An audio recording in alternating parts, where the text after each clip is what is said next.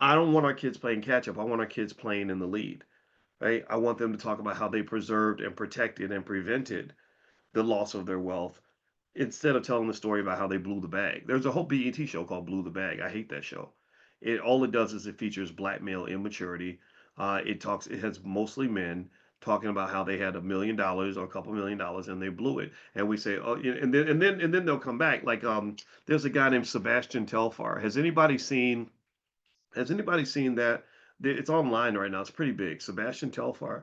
I think he was related to the guy with the big head who was really good, Stefan Marbury.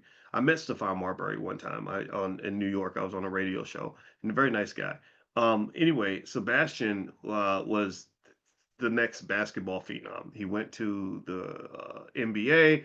He made $20 million, and he lost it all. Right now, he's back in the hood, and everyone thinks this. And I'm not making fun of this at all. Let me be clear. I'm not trying to be uppity. I'm not trying to say it's not inspirational in its own right, for sure. But it's like everyone has so much admiration for the fact that he humbly went back to the hood and he's now living in poverty and he's humbly expressing the mistakes he made. And I think that that is fine. That is absolutely 100% noble. I want to make that clear. Can we agree that we're not dissing him? Let me know if I made that clear. Let me know because I'm concerned because sometimes I sound uppity and I don't want to sound uppity, right? So can y'all help me with this? I need y'all to tell me that I'm doing okay. All right. So here's the thing though. I'm looking for the lesson. That's what I'm looking for. I'm not just looking for the blessing. I'm looking for the lesson. I need to know, because it's a tragedy.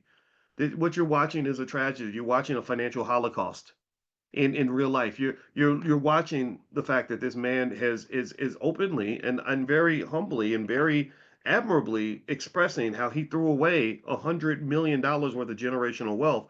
20 million, yes, but it was 100 million if he'd invested that. So he threw away his great grandchildren's inheritance. He threw away his grandchildren's inheritance. He threw away his children's inheritance.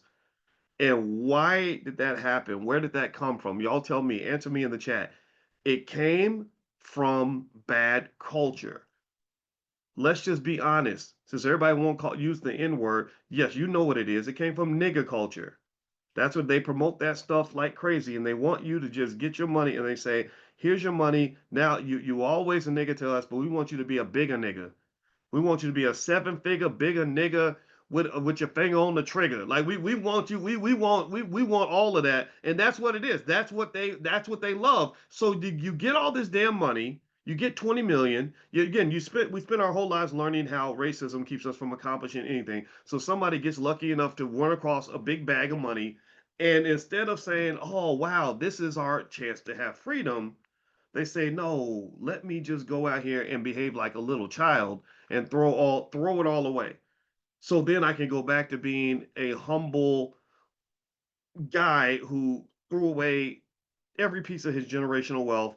And now I'm in the hood and I get more admiration for my comeback story than I ever would have got by simply preserving and protecting my assets.